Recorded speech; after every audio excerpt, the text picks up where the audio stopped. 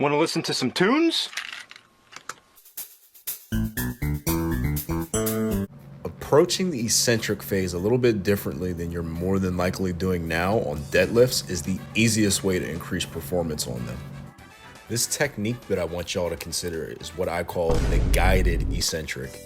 Now, please do not mistake that for a slow eccentric. A guided eccentric and a slow eccentric are distinctly different from one another. Slow eccentrics, like the kind that you do on stiff leg deadlifts, are really good because you're not necessarily doing a stiff leg deadlift to lift the most amount of weight possible. You're doing it to get more jacked. So to talk about what makes guided eccentric so good, we have to talk about your starting position on the deadlift.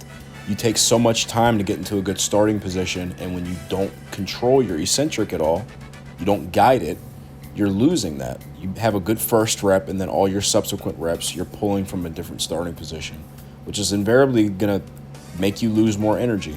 A lot of people don't control their eccentrics because they say, oh, well, if I don't control my eccentric or guide it, I'm saving energy. True indeed. But then you're wasting twice as much by pulling from a non-optimal starting position. So when you guide your eccentric back down, you're not doing a slow eccentric, you're guiding it, but when you guide it back down, you're just putting the bar right back down from where you first pulled it from for your subsequent reps. Pulling more consistent reps is going to allow you to get more consistent tonnage. More consistent tonnage leads to volume work that gives a better return on training for your 1 rep max. It's a no-brainer in my opinion. Now, controlled eccentrics look different depending upon the person. Some control it with a little bit slower of a cadence, some are a little bit faster, but the idea is that no matter what it looks like, you want to have the tactile sensation that you're just not letting the bar free fall back down to the floor.